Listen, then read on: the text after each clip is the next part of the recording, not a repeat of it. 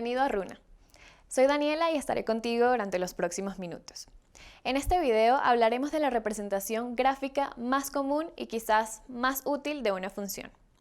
Así como Coca-Cola se volvió el nombre por defecto de toda la variedad de bebidas con gas, de la misma manera, de ahora en adelante, cada vez que hablemos de la gráfica de una función, nos referiremos a lo que vamos a aprender hoy, no al diagrama de flechas o al diagrama de máquina. Si f es una función, podemos hacer un conjunto de pares ordenados x y y, con tantos elementos como elementos existan en el dominio de f, en donde el componente x representará a cada elemento del dominio, y el componente y representará a cada elemento asociado al rango. Por ejemplo, si la función f está definida por la fórmula x al cuadrado, serán elementos de ese conjunto los pares 2 y 4, 3 y 9, 10 y 100, y 2.25 y 6.25. Lo llamamos conjunto de pares ordenados porque es un conjunto, porque cada elemento de ese conjunto está compuesto a su vez por dos elementos, es decir, cada elemento es un par. Y sobre todo porque es ordenado, o sea, el orden del par importa. En nuestro ejemplo, el par 2, 4 es un elemento del conjunto, pero el par 4, 2 no, porque el 4 al cuadrado no es igual a 2. ¿De acuerdo? Muy bien. La notación matemática para un conjunto como el que hemos descrito es así. Los corchetes usualmente representan un conjunto, y este conjunto particular está compuesto por unos pares, x, f de x, tales que x pertenece a, donde a es justamente el dominio de la función. En estricto sentido, la gráfica de f es este conjunto de pares ordenados que acabamos de describir, y no necesariamente el dibujito. Sin embargo, usualmente cuando pensamos y hablamos de la gráfica de una función, nos referimos al dibujito que representa ese conjunto. ¿Y cómo representamos en dibujo a ese conjunto de pares ordenados? Si la función que pretendemos representar tiene la característica de ser una función de R en R, es decir, si es una función cuyo dominio y rango corresponden a lo que típicamente entendemos por valores o cantidades, la representación gráfica es súper fácil. El eje horizontal, que llamamos el eje X, representará los valores del primer elemento del par, es decir, los valores del dominio, mientras que el eje vertical, que llamaremos el eje Y, representará los valores del segundo elemento del par, es decir, los valores del rango.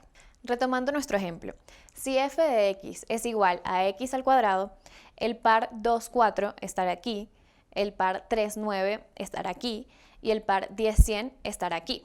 Y podemos ubicar todos los pares del conjunto hasta que tengamos una curva compuesta por todos los puntos o pares que hacen parte de la gráfica de f.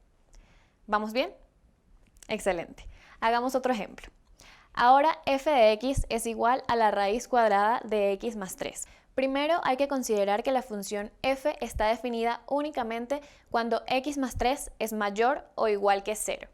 Porque por lo menos hasta donde hemos aprendido, la raíz cuadrada solo puede calcularse para números mayores o iguales a 0. Lo anterior quiere decir que la función está definida únicamente cuando x es mayor o igual a menos 3. Calculemos algunos pares de la gráfica y pintémoslos en el plano XY o plano cartesiano. Hagamos un resumen corto de lo que hemos visto hasta el momento. Para cada función existe un conjunto de pares ordenados que llamamos su gráfica y que tiene una representación en dibujito correspondiente a una curva en el plano cartesiano.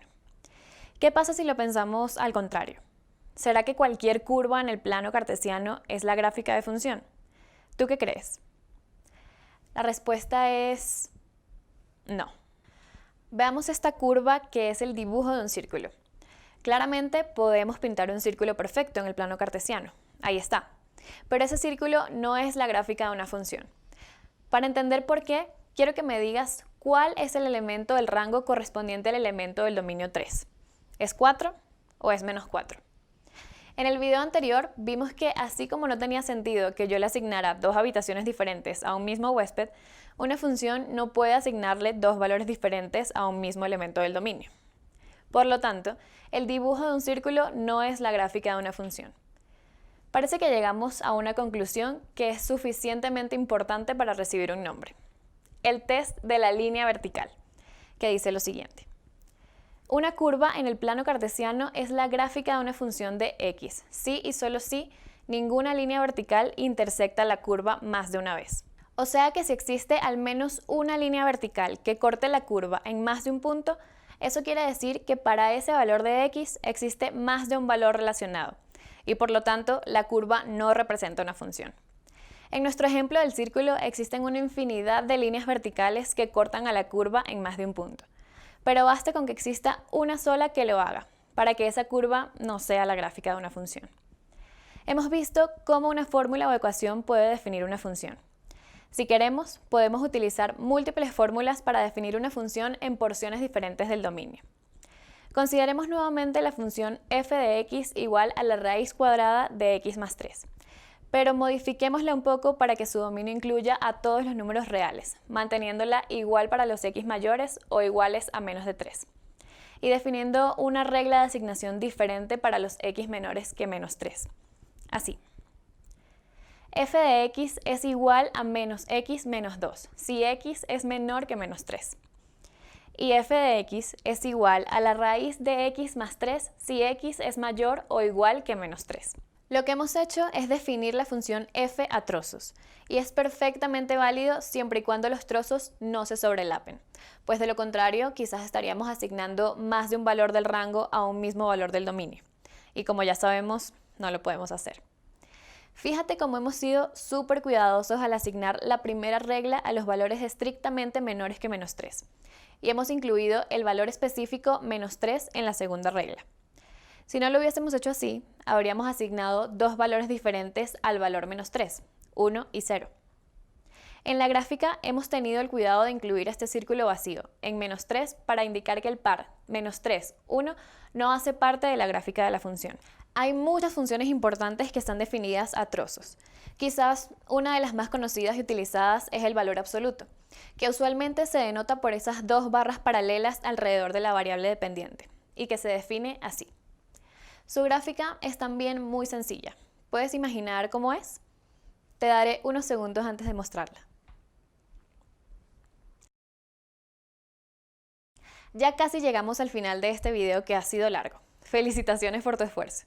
Vamos a hablar de un par de conceptos y terminamos. Definición. Decimos que una función es par si para cualquier valor de x en el dominio f de x es igual a f de menos x. Cuidado, cuando digo cualquier valor de x es otra manera de decir que todos los valores de x deben cumplir con la condición, no que algunos sí y otros quizás no. Otra definición.